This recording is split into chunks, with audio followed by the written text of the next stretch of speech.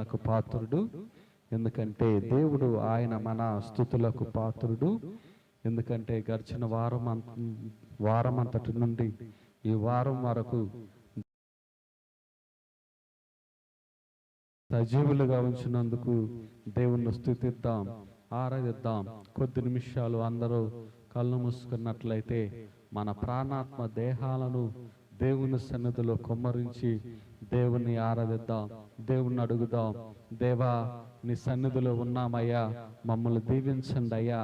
దేవా, మీ సన్నిధిలో ఉన్నామయ్యా, మమ్మల్ని నడిపించండి అయ్యా. దేవా, మీ సన్నిధిలో ఉన్నామయ్యా, మమ్మల్ని పోషించండి అయ్యా. దేవా, మీ సన్నిధిలో ఉన్నామయ్యా, మీ ఆత్మతో తాకండి అయ్యా. దేవా, మీ సన్నిధిలో ఉన్నామయ్యా, మమ్మల్ని స్వస్థపరచండి అయ్యా. దేవా, మీ సన్నిధిలో ఉన్నామయ్యా, మమ్మల్ని ఆశీర్వదించండి అయ్యా అని ప్రార్థన చేద్దాం, ఆరాధించేద్దాం. కొద్ది నిమిషాలు అందరం నోరు తెరుద్దాం, దేవుణ్ణి అడుగుదాం. దేవా, స్తోత్రములు, స్తోత్రములు. ఆలోచనకర్త వందనములు, అద్భుతకరమైన దేవుడ వందనములు, సర్వాధికారి వందనములు, యేసుస్వామి వందనములు, మృత్యుంజయుడ వందనములు, నిన్న యేసునాథ స్తుతులు, యేసుస్వామి వందనములు. హల్లెలూయా, హల్లెలూయా, హల్లెలూయా, హల్లెలూయా.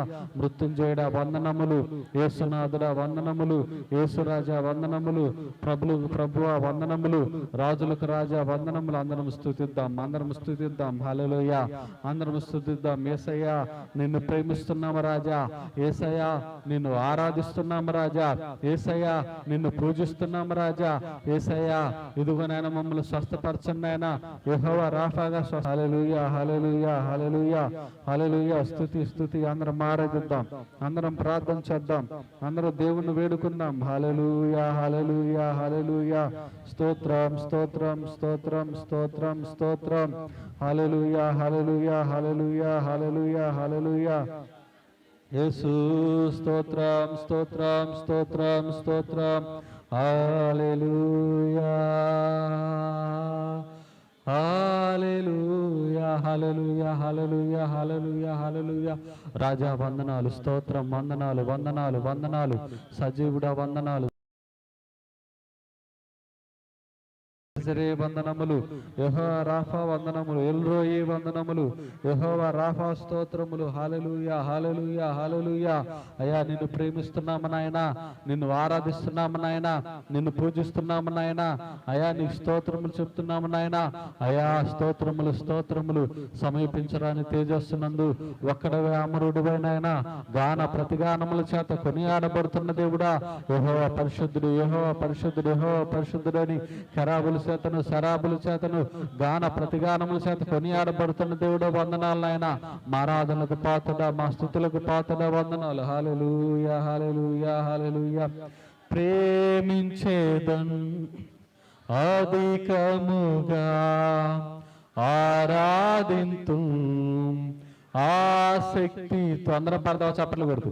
ప్రేమించేదన్ అధికముగా ఆరాధింతు ఆసక్తితో, పూర్ణ మనసుతో ఆరాధింతు, పూర్ణ బలముతో ప్రేమించేదన్, పూర్ణ మనసుతో ఆరాధింతు, పూర్ణ బలముతో ప్రేమించేదన్. అందరూ పాడదాం.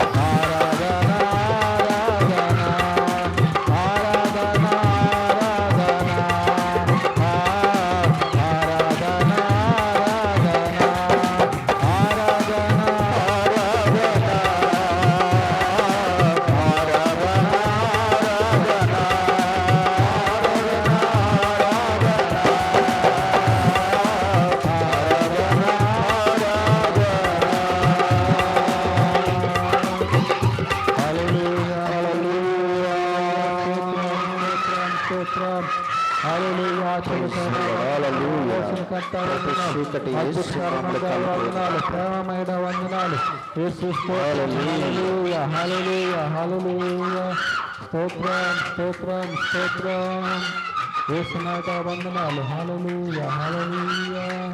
దేవానికి స్తోత్రం. దేవాన్ని ఆత్మతోని దేవుడాని కృపను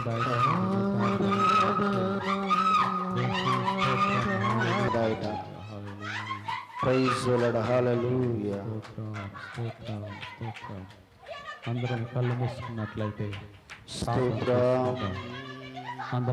మూసుకున్నట్లయితే ప్రార్థనలోకి వెళ్దాం. దేవుడు నామాన్ని ఆరాధిస్తూ ప్రార్థనలోకి వెళ్దాం. దేవుడా, నీ వాక్యముతో మాట్లాడండి నాయన. మా హృదయానికి కావాల్సిన వాక్యాన్ని మాకు దయచేయండి ప్రభు అని ఆరాధన చేద్దాం, ప్రార్థన చేద్దాం. సకలాసురానికి కారణభూతుడా, సర్వాధికారి, సర్వాంతర్యామికి వందనాలు. ఇదిగో నాయన, ఈ మధ్యాహ్న కాల సమయంలో ప్రభు నిన్ను ఆరాధించడానికి, స్తుతించడానికి మీరు ఇచ్చిన అవకాశాన్ని బట్టి వందనాలు నాయన. పాటల ద్వారా మహిళలు కీర్తనలో ద్వారా మాతో మాట్లాడారు ప్రభు. ఇదిగో నాయన, మీ దైవదాసం నాయన వాక్య భాగాలకు వెళుతుండగా నాయన యేసు ప్రభు మా హృదయానికి కావాల్సిన మాటలు దయచేయండి నాయన. మా కుటుంబాలు, మా సంఘాలను నాయన ఆశీర్వాదంతో నింపే మాటలు దయచేయండి ప్రభు. నీ వాక్యం మమ్మల్ని బ్రతికిస్తుంది నాయన. నీ వాక్యం మమ్మల్ని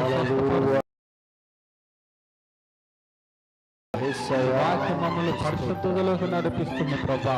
నీ వాక్యం మమ్మల్ని పోషిస్తుంది ప్రభువా.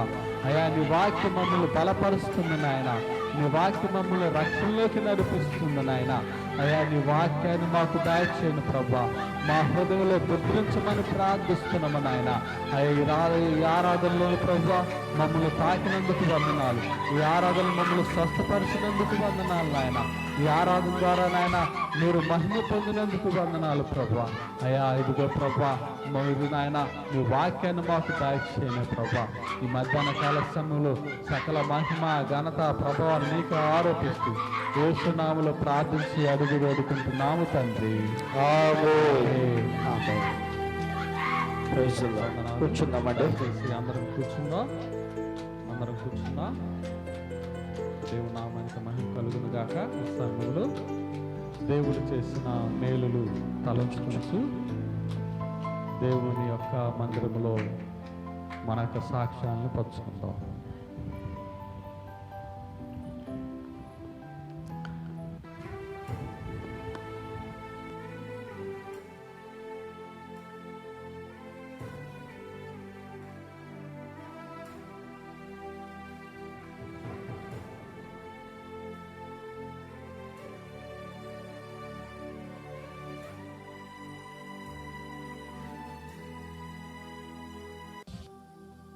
హల్లెలూయా. వందనాలు తెలియజేస్తూ ఉన్నాను. సమయం ముందు దేవుని వాక్యం వైపు మనసు పెడదాం.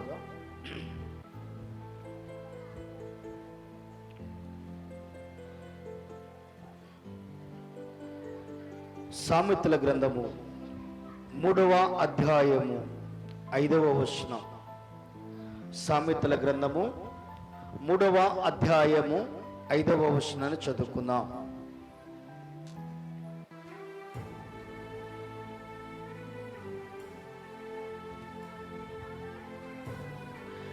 నీ స్వబుద్ధిని ఆధారము చేసుకొనక నీ పూర్ణ హృదయముతో యెహోవా యందు నమ్మిక ఉంచుము. చాలండి. చిన్న ప్రార్థన. ప్రేమ కలిగిన యేసయ్య, మీ మాటలు వినబోచున్న మమ్మలను జ్ఞాపకం చేసుకొనండి. మనిషి తన స్వబుద్ధిని ఆధారం చేసుకుని ఏ రీతిగా తన జీవితంలో ముందుకు వెళుతున్నాడో, నీ మీద నమ్మకం ఉంచి వెళుతున్న భక్తుల యొక్క జీవితాలు ఎలా ఉన్నాయో ఈ దినమున కొన్ని విషయాలు మాకు తేటతెల్లముగా బోధించి మీరు మాత్రం మహిమ తెచ్చుకోనండి. అల్ప నేను నన్ను మీ సులువు మాట మరుగుపరుచుకున్నామని యేసునామములో అడుగుచున్నాం తండ్రి, ఆమేన్. దేవుని వాక్యం వైపు మనసు పెడదాం.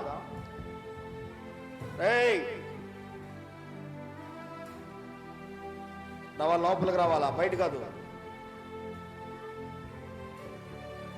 దయచేసి గమనించండి.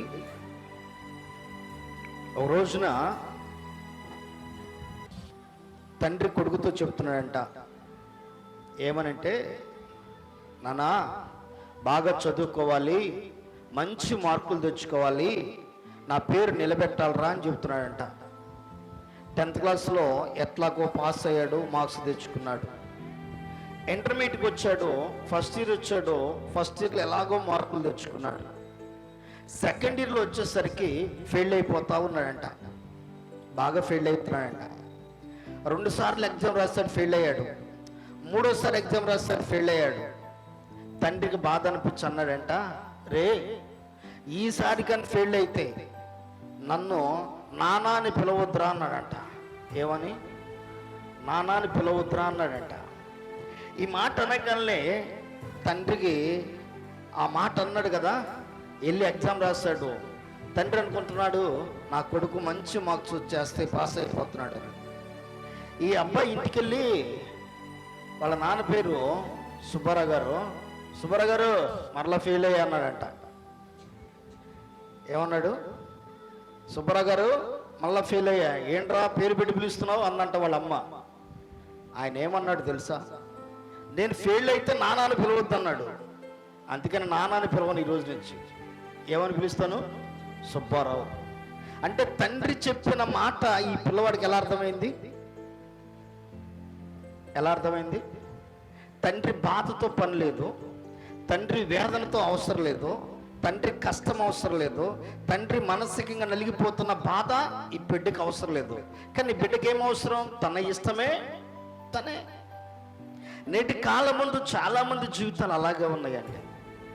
స్వబుద్ధినే ఆధారం చేసుకుంటున్నారు. స్వబుద్ధి అనగా అర్థం ఏంటంటే సొంత ఆలోచనలు. నా ప్రియ సహోదరి సోదరుడా, ఈ సొంత ఆలోచనలతో నీ భక్తిని నువ్వు కొనసాగింపజేసుకుంటే దానివల్ల నష్టపోవాల్సిందే, కానీ లాభం ఉండదు. ఎప్పుడైనా గుర్తుపెట్టుకోండి, బాలుడు ఎదిగేటప్పుడు కొన్ని సొంత ఆలోచనలు ఉంటాయి. ఆ వ్యక్తికి కొంత జ్ఞానం ఉంటుంది, దేవుడిచ్చిన జ్ఞానం. కానీ ఆ పిల్లవాడు ఇరుగు పొరుగు వారి దగ్గర నుంచి కొన్ని ఆలోచనలు, కొంత జ్ఞానం తీసుకోవాలి. పెద్దలు చెబుతున్న కొన్ని మాటలను వినాలి. విన్నప్పుడు ఆ బిడ్డ ఏ పని చేసినా హ్యాపీగా ఉండగలడు, ఎలా అయినా బ్రతికేయగలడు. కానీ కొన్నిసార్లు సొంత నిర్ణయాలు ఎలా తీసుకెళ్తాయంటే మూర్ఖపు స్వభావంలోకి తీసుకెళ్తాయి. ఏ స్వభావము? మూర్ఖపు స్వభావం. వీళ్ళు పట్టుకున్న దానికి 3 కాళ్ళు 4వ కాళ్ళు ఉన్నట్టే నమ్మరు. ఒకరోజు ఏనుగును చూద్దామని ఒక 4 వ్యక్తులు బయలుదేరి వెళ్ళారంట. 4గురిలో ఒక ఆయన, ఏనుగును నేను చూశాను రా, దానికి 4 కాళ్ళు ఉంటాయి, ఒక తొండ ఉండిద్ది, చెవులు ఉంటాయి రా, చాటల్లాగా అన్నాడంట. 3 వ్యక్తులు అన్నారంట, నువ్వు చూసే కానీ మా కళ్ళతో మేము చూడాలన్నారంట. ఈ లోపు వీరు వెళ్ళేసరికి ఒక ఏనుగు ఏం చేసిందంటే, ఒక కాలు మడత పెట్టుకుని పొట్టలో పెట్టుకుని 3 కాళ్ళు బయట పెట్టుకుని పడుకుందంట. ఒక కాలు పెట్టేసుకుని 3 కాళ్ళు బయట పెట్టిందంట. ఈ 3 కాళ్ళు కనబడ్డ వీళ్ళు 3కి, ఎరా ఏనుగుకి ఎన్ని కాళ్ళు అన్నావు? 4 కాళ్ళ. దానికి ఎన్ని కాళ్ళు ఉన్నాయి చూడు? 3 కాళ్ళు. 4 కాళ్ళు అంటావు ఏంట్రా నువ్వు ఏనుగుకి అంటం ప్రారంభించారంట వీళ్ళు. అరే కాదురా, దానికి 4 కాళ్ళు ఉంటేరా ఏనుగు అంటే. లేదు, మమ్మల్ని ఎర్రోళ్ళని చేయాలనుకున్నావా, మమ్మల్ని పిచ్చోళ్ళని చేయాలనుకున్నావా అంటే వీళ్ళ ఆలోచనలు ఎలా ఉన్నాయి?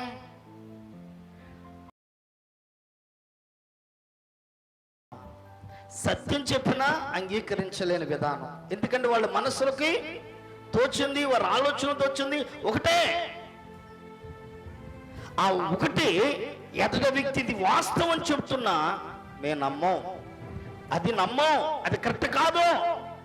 ఈ ఆలోచనతోనే జీవితాన్ని గడుపుతున్నారు. ప్రతి బిడ్డల దయచేసి గమనించండి, స్వబుద్ధిని ఆధారం చేసుకొనకూడదు.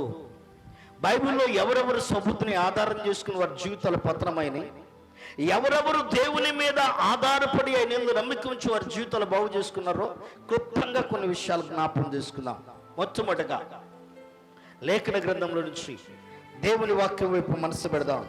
ఆదికాండం 4వ అధ్యాయము 4వ వచనాన్ని ఒకసారి చదవండి. ఆదికాండం 4:4.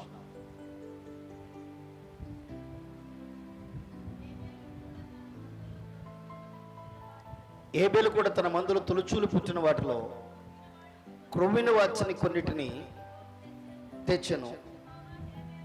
యెహోవా ఏబేలును అతని అర్పణను లక్ష్యపెట్టును, కయ్యూనును అతని అర్పణను ఆయన లక్ష్య పెట్టలేదు. చాలండి.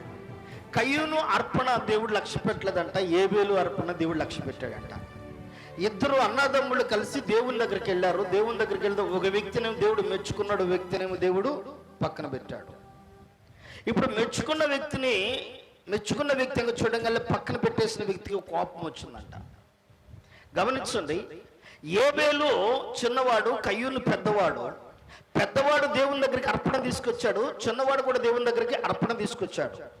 ఇద్దరు అర్పణ తీసుకొచ్చారు, దేవునికి బలి అర్పించడానికి దేవునికి అర్పణ తీసుకొచ్చారు. అయితే చిన్నవాడిని అర్పణను దేవుడు అంగీకరించాడు, పెద్దవాడు అర్పణ అంగీకరించాల. పెద్ద ఆయనకు కోపం వచ్చింది. ఎందుకు అంగీకరించలేదంటే ఒకసారి 3వ వచనం చదవండి.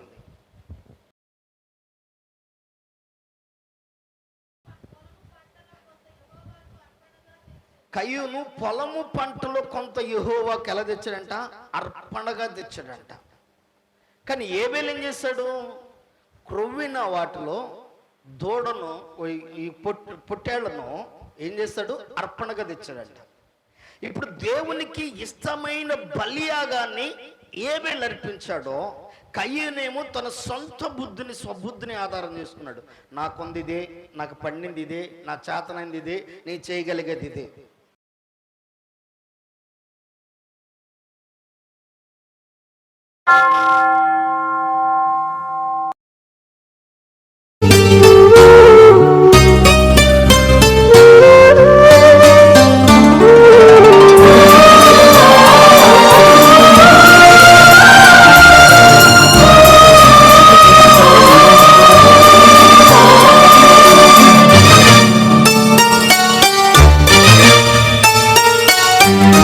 శ్రమలు కావివి మహిమ కిరణ